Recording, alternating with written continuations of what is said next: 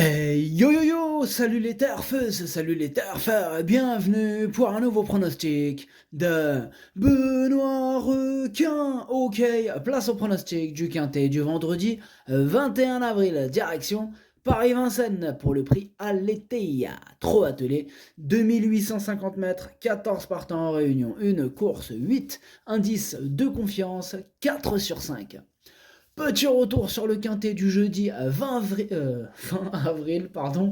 Dans mon pronostic, je vous ai donné le tiercé en 5, le quarté en 6 et le quintet en 7. Bref, la totale, ça fait plaisir.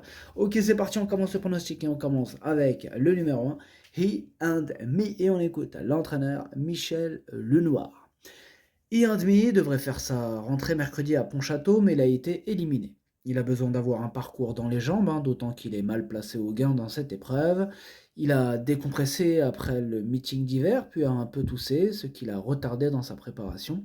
En plus, il n'est pas très démonstratif au travail, il reste ferré, et il faut le regarder courir. Bon, tout ça pour dire qu'on peut l'écarter, en tout cas moi c'est ce que j'ai fait, je l'ai écarté ce numéro 1. Ce numéro 1, quelques. On enchaîne avec le numéro 2, Héros d'Armes, et on écoute Jean-Michel Bazir. Héros d'Armes n'a pas bénéficié d'un bon déroulement de course dernièrement et a longtemps dû trotter en dehors de l'animateur. Cette sortie aura au moins eu le mérite de l'ouvrir. Vendredi, il fait face à un engagement de choix. Il redescend 2 catégories et c'est un peu sa course. Je crains évidemment Happy Valley. Bon, moi, ce numéro 2, je ne l'ai pas installé en tête. Ce sera sûrement le favori. Moi, je l'ai mis en deuxième position. Bon, je dirais pas très loin. Bref, ce numéro 2, Watashi no Nibabe no Okinere. On enchaîne avec le numéro 3, Eberton. Et on n'aura pas les commentaires de l'entraîneur, normal. L'entraîneur, c'est Junior Guelpa. Donc voilà, comme d'hab, Junior Guelpa, il n'est pas parti pêcher, il part jouer aux cartes, il s'éclate, il distribue de la pastille, là. Et je regarde même plus ses pastilles, un coup c'est vert, un coup c'est orange, un coup c'est rouge. Dans tous les cas, ça correspond pas à l'arrivée. Enfin bref, du coup, ce numéro 3, lui, c'est lui mon gros regret, pour le coup, il n'y a que lui qui me fait peur, vraiment, dans la course. Il n'y a que ce numéro 3, je me dis qu'il peut casser du ticket. En cas de défaillance, il sera là, ça c'est sûr. En cas de défaillance et d'excellent parcours, ah ouais, ça c'est sûr que c'est loin d'être une impossibilité. Ce numéro 3, du coup, cheval de complément disait. Ce numéro 3 en japonais, Kokai. On passe au numéro 4, Philwell, et on écoute Pierre Lévesque. Philwell a décompressé après avoir enregistré plusieurs bonnes performances au cours du meeting d'hiver au trot monté. À l'attelage, il manque de maniabilité et se retrouve obligé d'affronter de bons chevaux.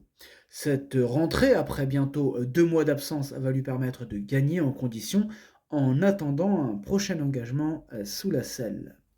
Eh bien, ce numéro 4, je l'ai rayé. Ce numéro 4 à queue. On passe au numéro 5, Fulton, et on écoute Jean-Michel Bazir. Fulton a connu de nouveaux problèmes de jambes et a dû être longuement arrêté. Pour cette rentrée, après quasiment 8 mois d'absence, il va logiquement demander à souffler. De plus, s'il est plus à l'aise au trop monté, il restera ferré, il faut l'écarter. Bon, là, il a été clair, Bazir, merci d'ailleurs. Il faut l'écarter. Vous pouvez le prendre comme vous voulez, moi je le prends en mode grosse rayure. Énorme non pour ce numéro 5. Ce numéro 5, quelques. On passe au numéro 6, Goéland Dauphin, et on écoute Christian Bijon. Goéland Dauphin a été gêné dans le premier tournant dernièrement et n'a pu éviter la faute. Il avait bien travaillé en retrait, il affiche toujours une excellente condition physique. L'engagement reste favorable, mais il doit affronter des 6 ans de qualité, comme Héros d'Armes et Happy Valley. Il garde malgré tout son mot à dire pour les places. Eh bien, ce numéro 6, moi je l'ai gardé en 5e position, il me plaît bien. Ce numéro 6, Doi. On passe au numéro 7, Disco des Molans, et on écoute Eddie Lebec. Disco des Molans découvre désormais des tâches compliquées et doit affronter des plus jeunes. Sa forme n'est pas à mettre en doute, il est aussi bien que lors de sa 4e place dans un quintet le 25 décembre avec Franck Ouvry.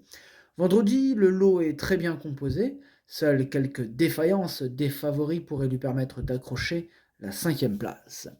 Eh bien, ce numéro 7, c'est mon deuxième cheval de complément en cas de non partant. Effectivement, en cas de défaillance, hein, tout à fait d'accord. En cas de défaillance, oui, un peu comme le 3, il sera là. Ce numéro 7, donc en japonais, Domenoko Kai. On passe au numéro 8, Falco d'Avaroche, et on écoute Louis Baudouin.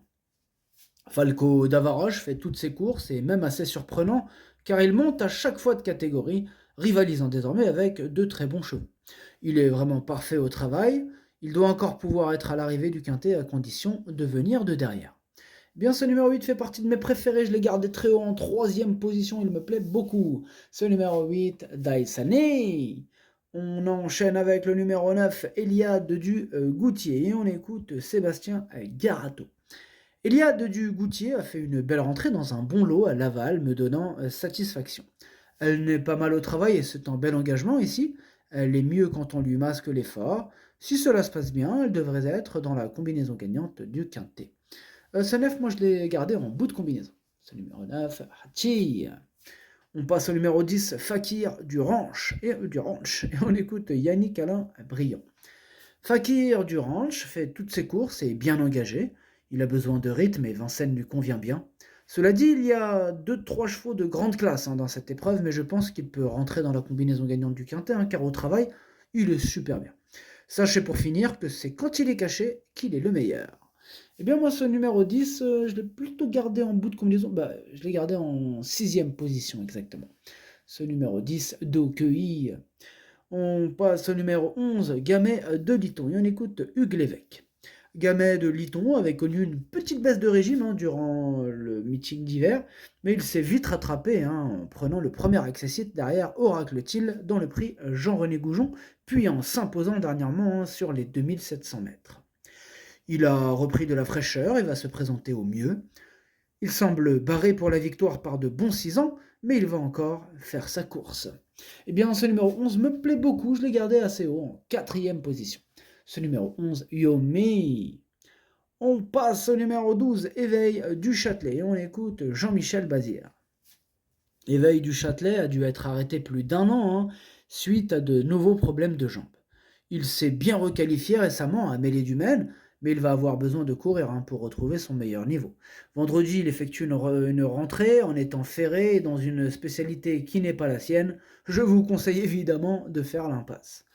Eh bien, évidemment que je t'écoute. En tout cas, Jean-Jean Mimi. Jean Mimi. Du coup, Jean-Michel Bazir, du coup, nous conseille évidemment de faire l'impasse. Jusqu'à présent, comme je vous ai dit, il nous a jamais déçus sur ce genre de conseils. Donc, on continue, on change pas une équipe qui gagne, comme on dit. Ce numéro 12, énorme, non, je l'ai rayé, bien sûr. Ce numéro 12, avec Caqueux. On passe au numéro 13, avec Gala TJ, et on écoute Thomas Chalon. Gala TJ m'a pleinement satisfait dernièrement. Auparavant, sa rentrée à Amiens avait déjà été très bonne. Tous les feux sont au vert, j'en attends une bonne performance. Il y a sûrement meilleur que nous dans la course. Cela va être une question de parcours. Si on est encore dans les 3 premiers, on signe tout de suite. Moi, je l'ai plutôt gardé en bout de combinaison, ce numéro 13. Ce numéro 13, Nanaï. Et on termine avec le numéro 14, Happy Valley. On n'aura pas les commentaires de l'entraîneur, c'est Philippe Moulin, donc lui déjà, il n'est pas trop interview. Je ne sais pas ce qui s'est passé, peut-être s'est embrouillé avec un caméraman. Quand on était petit, un caméraman, il a tapé. On ne sait jamais, ça peut arriver. J'étais en train de tout... Voilà, ça peut arriver, donc il s'est fâché. C'est comme un enfant quand il se fait mordre par un chien quand il est petit. Des fois, en grandissant, ça fait une phobie, tu vois. Il a peur des chiens. Voilà. Peut-être que Happy Valley s'est mangé une caméra dans la gueule, tu vois. Peut-être. Et maintenant, il a peur des caméras. Il en voit une, il part en courant, tu vois. Philippe Moulin. Peut-être qu'il a peur. C'est possible. Enfin bref, ce numéro 14, du coup, c'est lui mon préféré et je l'ai installé en tête. Ce numéro 14, Okiniri. Le pronostic, ça donne 14, 2, 8, 11, 6, 10, 13, 9. Merci d'avoir suivi cette vidéo. N'hésitez pas à mettre un pouce bleu si la vidéo vous a plu. Pour accéder à tous mes tickets pour la course du Quintet, rendez-vous directement en description de la vidéo. À jouer avec modération. Bonne chance, chopez-le-moi, ciao.